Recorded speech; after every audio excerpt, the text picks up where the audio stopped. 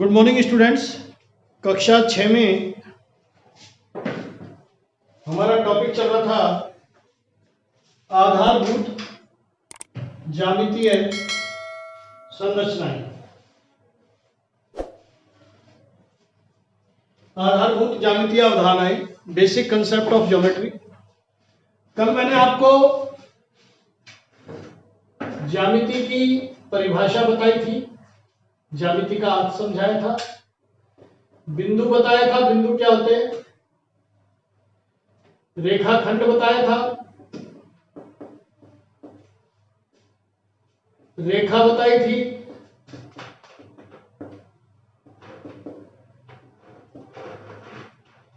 किरण बताई थी, प्रतिच्छेदी रेखाएं बताई थी,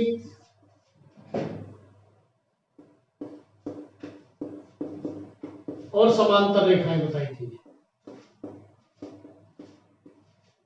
इन सब के बारे में कल मैंने आपको व्यापक रूप से बताया था।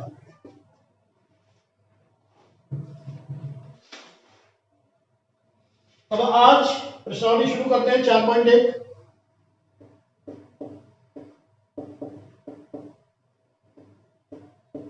पहला सवाल, बहुत छोटे छोटे सवाल है। एक आकृति आपको दी गई है, जैसे इस तरह से एक आकृति दी हुई है।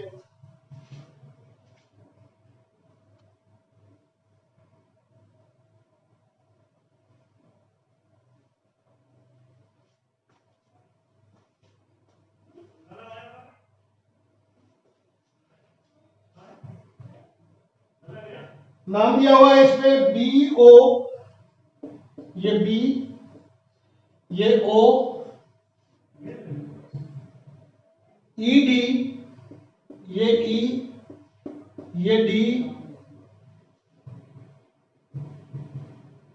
ये सी है। किताब में छपा नहीं है, ये शायद ये होगा, होना भी चाहिए। अब आपसे पहला प्रश्न पूछा है, 5 बिंदुओं के नाम बताओ। 5 बिंदुओं के नाम। तो 5 बिंदु कौन कौन से हैं? बिंदु बी, बिंदु ओ, बिंदु ई, बिंदु डी, बिंदु सी। ये ए छपा हुआ नहीं है, राइट? ये 5 बिंदु। दूसरा, एक रेखा के नाम बताओ। एक रेखा बतानी है आपको। तो इसमें इस प्रश्न के बहुत सारे उत्तर होंगे। रेखा देखिए, आप डीई कह सकते हैं, दोनों तरफ जा रही है। डीओ कह सकते हैं, ईबी कह सकते हैं, ओई कह सकते हैं, ओसी कह सकते हैं। ये रेखा है। ओसी रेखा नहीं है, ओसी किरण है। ठीक है, इस तरह से।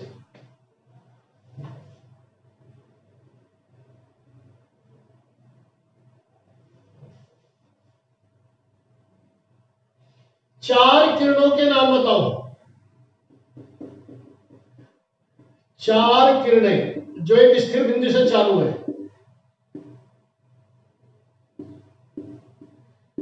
अब आप ओ से चालू कर दो, ओ स्थिर बिंदु है। ओडी, ओसी, ओबी, ओई,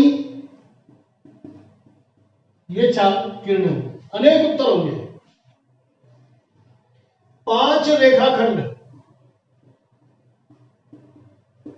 5 रेखाखंड बताने हैं आपको। रेखाखंड वो होते हैं डी से ई के बीच, ई ओ बहुत सारे होंगे, O B, E B, D B, ये रेखाखंड हो गए। इवन ओसी भी कह सकते हैं।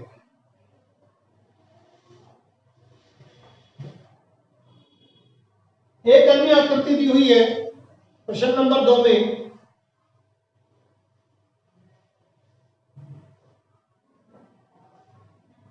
ए बी सी डी ये लिखा हुआ है, ए बी सी डी यह आकृति है। अब आपसे सवाल पूछा है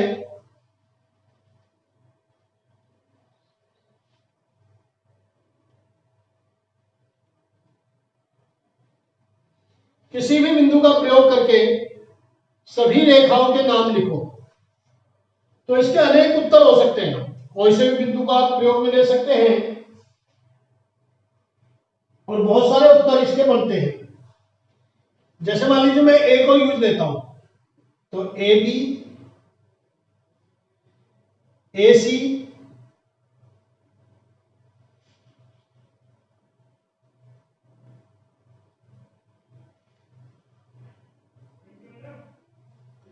ए डी, आप बी को लेंगे तो बी सी, बी ए,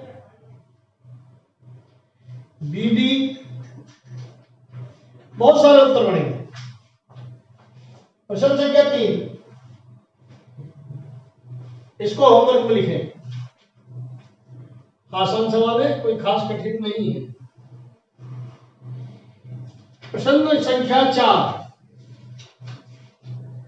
एक बिंदु से होकर कितनी रेखाएं खींची जा सकती हैं? आप लिखेंगे अनंत। जैसे ये एक बिंदु है, इससे कितनी रेखाएं खींची जा सकती है? ये चली गई, ये चली गई, रेखाएं किरणें ये चली गई, ये कंप्लीट हो गई, ये रेखा हो गई, ये रेखा हो गई, ये रेखा हो गई, ये रेखा हो गई। तो एक बिंदु से होकर अनंत रेखाएं खींची जा सकती है। और दो बिंदुओं से होकर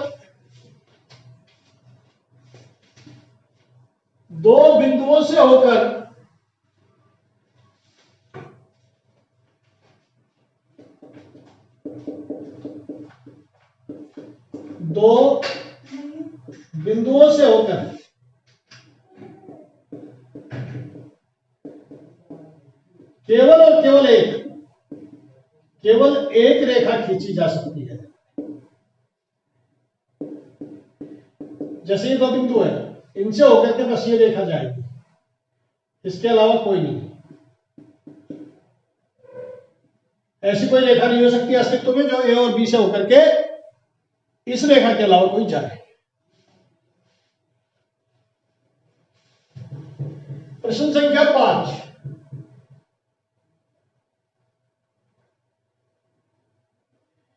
बिंदु P, पांचवा सवाल है, रेखाखंड AB पर है। आप AB खींच लेंगे, ये A रेखाखंड बोला है तो ये B आगे नहीं बढ़ेगा और इस पर कोई बिंदु P दिखा देंगे, ये P है। बस यह आकृति बनाना। रेखाएं XY और PQ M पर प्रतिच्छेद करती हैं। दो रेखाओं को इस तरह से प्रतिच्छेदन दिखा देंगे, इसका नाम X Y और इसका नाम P Q, और जो प्रतिच्छेदन हो रही है उस बिंदु का नाम हो गया M।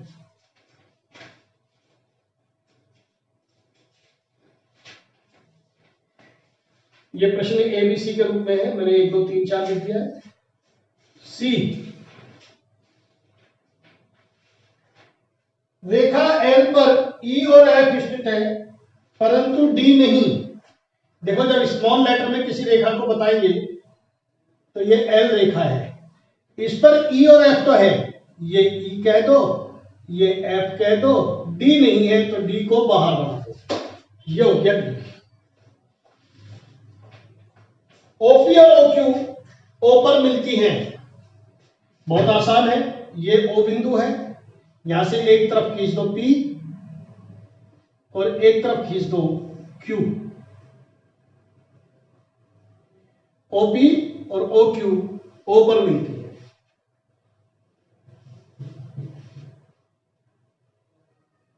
अब है प्रश्न संख्या 6 और इसको होमवर्क में करेंगे 3 एंड 6। ये दोनों प्रश्न आप होमवर्क में करेंगे। होमवर्क में मेरे ख्याल से ज्यादा दिक्कत नहीं आएगी।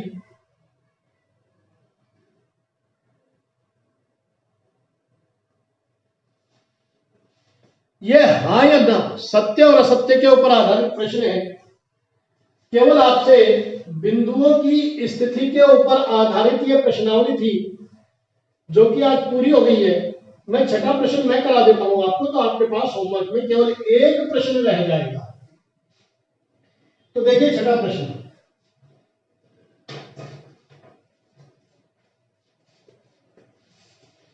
एक सरल रेखा है,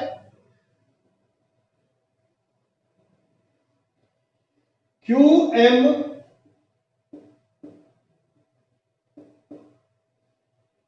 ONP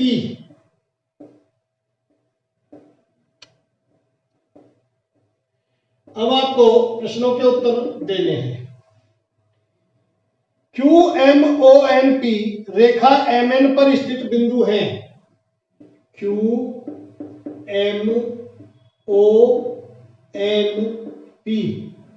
ये सब रेखा MN पर स्थित बिंदु है या नहीं, इसका जवाब आपको देना है। तो बताइए रेखा MN पर है या नहीं है, तो आप क्या कहेंगे? सत्य। रेखा पर हो या रेखा बढ़ाने पर हो, बस खाली ये लिखेंगे ये बात सत्य है। दूसरा प्रश्न, MON रेखाखंड MN पर है। MON आपको बताना है रेखाखंड MN पर है या नहीं। ये भी रेखा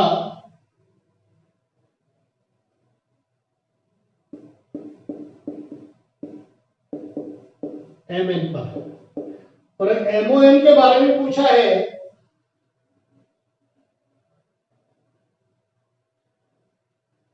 रेखाखंड MN पर, यानी कि M और N के बीच में होना चाहिए। रेखाखंड MN पर MN के बीच में O है, तो ये भी सत्य है। जब सरल रेखा पूछेगा तो दोनों तरफ कहीं भी जा सकते हैं। रेखाखंड पूछेगा तो अब इससे इधर नहीं आना और N से उधर नहीं जाना है।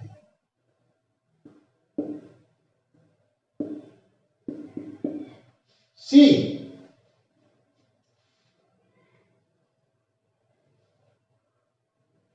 M और N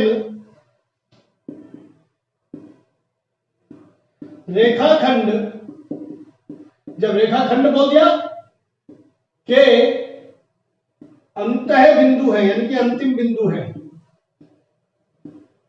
अंत बिंदु है, आप लिखेंगे सत्य। और अगर ये रेखा बोलता तो असत्य हो जाता। इस तरह से इन प्रश्नों को शेष प्रश्न आप स्वयं करेंगे। शेष प्रश्न स्वयं। इस प्रकार से अपनी 6.1 प्रश्नावली में हमने जो टॉपिक कराए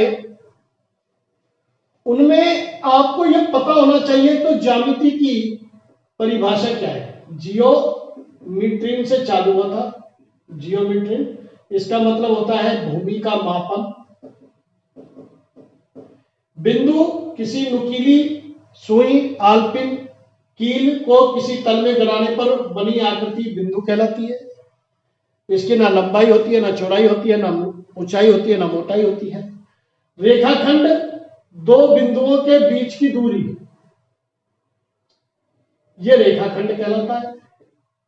सरल रेखा दोनों तरफ अनंत दिशा तक जाने वाली एक रेखा सरल रेखा कहलाएगी। सरल रेखा को ऐसे दोनों तरफ तीर लगा के प्रदर्शित करते हैं। रेखाखंड को केवल ऐसे प्रदर्शित किया जाता है। किरण एक बिंदु से स्टार्ट होती है और दूसरी तरफ जाती है। जिधर की तरफ अनंत रूप से जानी है उधर तीर का निशान रहेगा, जहां से स्टार्ट हुई है वो बिंदु ये रहेगा। प्रतिच्छेदी रेखाएं जो आगे या पीछे बढ़ाने पर एक दूसरे को काटे, और समांतर रेखाएं जो आगे या पीछे बढ़ाने पर कभी भी एक दूसरे से नहीं मिले, ये कहलाती है समांतर रेखाएं। इस प्रकार अपना ये टॉपिक, ये प्रश्नावली आज समाप्त हुई। कल अन्य टॉपिक और अन्य प्रश्नावली कराई जाएगी। यहां तक के प्रश्न आप कर लें, और जो भी सवाल आपके समझ में नहीं आए उसे आप स्कूल के ग्रुप में पूछ सकते हैं। आज के लिए इतना ही कराएंगे। 6.1 प्रश्नावली कंप्लीट हुई। Thank you very much.